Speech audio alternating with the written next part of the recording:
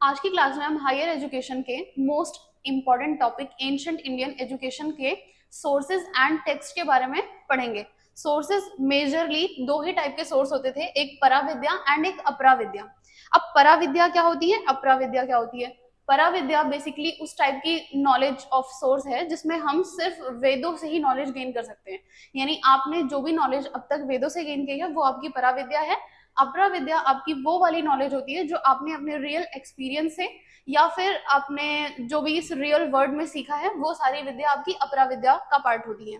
Majorly हमारे यहाँ पे दो टाइप की टेक्स्ट पढ़ाई जाती थी एंशिएंट एजुकेशन में। मेजरली दो ही टेक्स्ट पढ़ाई जाती थी, एक जिसमें श्रुति आएंगी एंड दूसरा आपकी स्मृतिज। श्रुतिज में आपके वेदास आ जाते हैं, उपनिषद होते हैं एंड ब्राह्मण्स और अरण्यक्स आते हैं। एंड आपकी जो स्मृति होते हैं उसमें वेदांग, आपके पुराण्स एंड एपिक्स आ जाते हैं। एपिक्स का पार्ट होते हैं महाभारत, हमें पता है इतिहास भी एपिक का ही पार्ट माने जाते हैं, एंड उसके अलावा आपके रामायण। उसके अलावा पुराण्स तो हम सबको पता है कि हमारे 18 पुराण्स हैं एंड इन पुराण्स की एजुकेशन दी जाती थी। श्रुति होती हैं जिनको हम सिर्फ सुने, ठीक है, तो वेदों को सिर्फ सुना जाता था इस टाइम पे, बिकॉज रिटर्न कोई हमारे पास लिपि वगैरह नहीं थी, तो लिखा कुछ भी नहीं जाता था, सिर्फ सुना जाता था। एंड स्मृतिज ऐसी चीज जो आपको याद रखनी है। तो स्मृतिज में वेदांग आएंगे एंड एपिक्स एंड आपके पुराण्स। चार टाइप के हमारे पास वेद हैं, जिसमें हमारा वेद है ऋग्वेद एंड सामवेद, यजुर्वेद, अथर्ववेद। ऋग्वेद में क्या चीज पढ़ाई जाती थी उस टाइम पे? ऋग्वेद में मेजरली रिलेटेड था, हमारा जो ऋग्वेद था वो रिलेटेड था हमारे हिम्स से, जिसमें आपको मंत्रों के उच्चारण करवाए जाते थे, बिकॉज सब याद करना है। अभी मैंने आपको बताया कि सिर्फ सुना जाता था, श्रुति सिर्फ सुनी जाती थी। तो ऋग्वेद में हिम्स होते थे, मंत्रों का उच्चारण। सामवेद रिलेटेड था आपके म्यूजिक से, एंड आपके बाद उसके बाद जो यजुर्वेद है उसमें हमें रिचुअल्स पढ़ाए जाते थे, जैसे कर्म कांड हो गए, यज्ञ में कौन सी पॉलिसी यूज करनी चाहिए, कौन से मंत्र किस टाइम पे यूज करने चाहिए, ये सब हमारा यजुर्वेद का पार्ट हुआ करता था। किसकी बलि दी जानी चाहिए।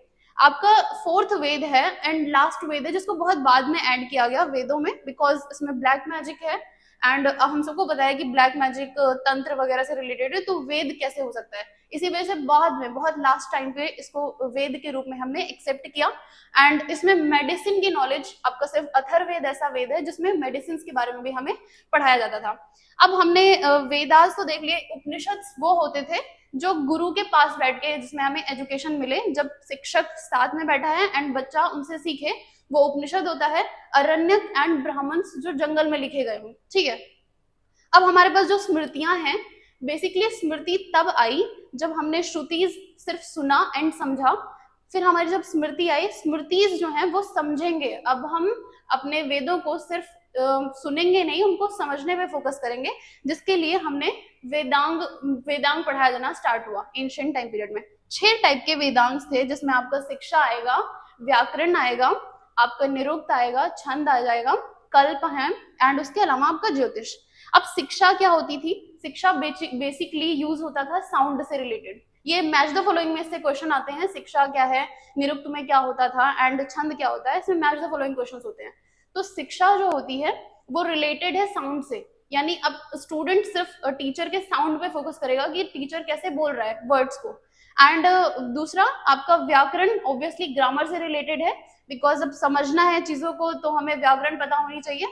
फिर कल्प सेम एज रिचुअल से रिलेटेड है, आपका यजुर्वेद में जो भी रिचुअल्स होते थे कल्प में उसके बारे में समझाया जाता था। आपका निरुक्त जो है, निरुक्त रिलेटेड है डिक्शनरी से, ठीक है।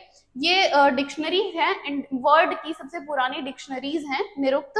एंड उसके बाद हमारे छंद आ जाते हैं। छंद में पोइटिक साउंड्स है कि कैसे आपको प्रोनाउंस करना है, आपके जो कविताएं हैं उनको प्रोनाउंस किस टाइप से करना है, वो छंद का पार्ट है। देन ज्योतिष एस्ट्रोनॉमी से रिलेटेड है। तो हमारे मेजरली ये जो टेक्स्ट एंड सोर्सेज हैं एंशिएंट एजुकेशन के, वो ये थे। आप इनको जरूर पढ़ लें। Thank you so much.